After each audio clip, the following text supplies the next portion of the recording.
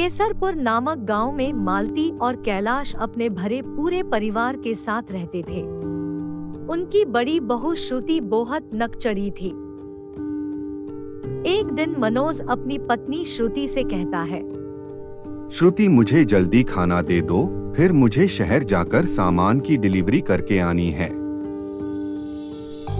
सारा दिन बस काम काम काम, कभी कपड़े धो, कभी बर्तन मांजो, कभी खाना बनाओ।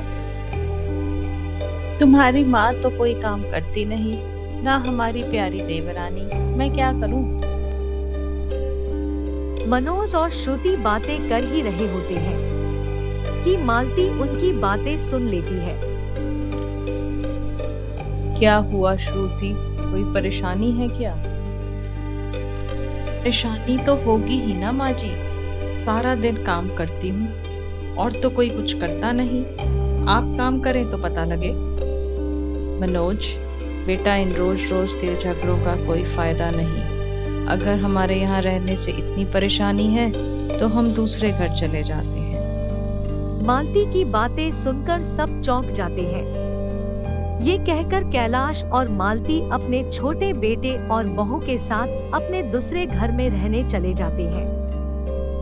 कुछ दिन ऐसे ही बीत जाते हैं। फिर एक दिन मालती केक बनाती है तो उसकी छोटी बहू मधु उससे कहती है, अरे वाह माँ जी, क्या केक बनाया है, अरे वाह कितना सुंदर लग रहा है, दिल कर रहा है अभी खा जाऊं। ये तो तुम्हारे पापा का जन्मदिन है ना, इसलिए बनाया है। वैसे तो मुझे बहुत केक बनाने आते हैं, तुम कहो तो तुम्हारे लिए भी बना दूंगी।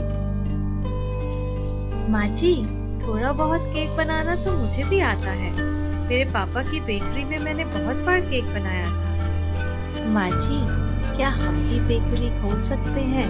मेरा बहुत दिल करता है चटपटी चीजें खाने को, केक खाने को, बर्गर खाने को। अरे वाह बहू, आइडिया तो बहुत अच्छा है, कोशिश करने में क्या है, देख लेते हैं। और अगले दिन से सब छोटी बहू मधु के कहे अनुसार नई बेकरी शुरू करने में लग जाते हैं और उनकी बेकरी का बना सामान सबको बहुत पसंद आता है। उनकी बेकरी नदी के पास थी तो लोग वहां पिकनिक मनाने आने लगे। सब दिन भर वहां फोटोग्राफी करते, उनकी बेकरी के खाने का आनंद लेते और शाम तक सब घर चले जाते। कुछ दिन ऐसे ही बीत जाते हैं। मधु और उसकी सास की बेकरी बहुत जोरों शोरों से चल पड़ती है। उधर मनोज पर सारा काम का बोझ आ जाने से उसकी तबीयत खराब होने लग जाती है। क्या बात मनोज, आजकल बहुत परेशान रहते हो? क्या बताऊं दोस्त, ये औरतों के चक्कर में दिमाग खराब हो जाता है। तुम फिक्र मत करो दोस्त, सब ठीक हो जाएगा। ऐसे बातें करते मनोज और उसके दोस्त अपने घर की तरफ चल पड़ते हैं। मनोज को तेज बुखार आने लगता है। ये देख श्रुति को बहुत टेंशन हो जाती है। क्या हो गया मनोज, अब तो डॉक्टर की दवाई का असर भी नहीं हो रहा तुम पर।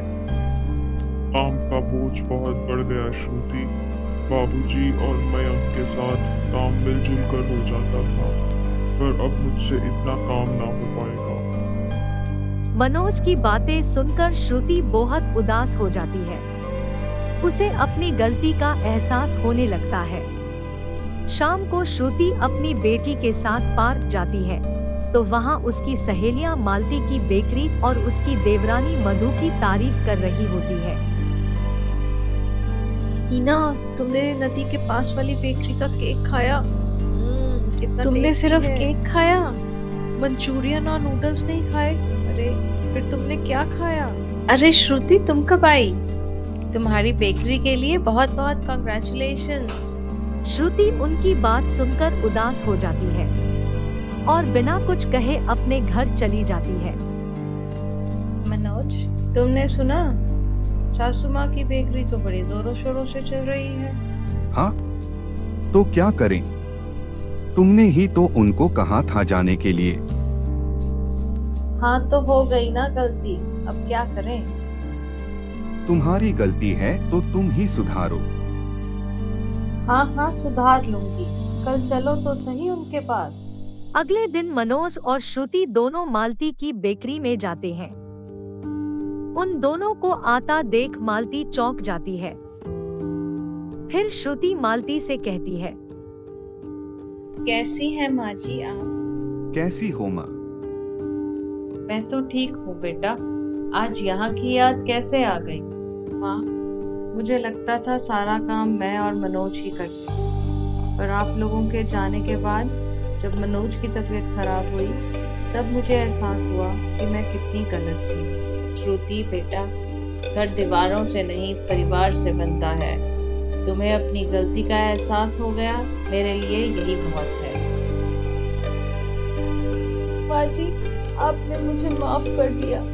आगे से मैं आपको शिकायत का कोई मौका नहीं दूंगी।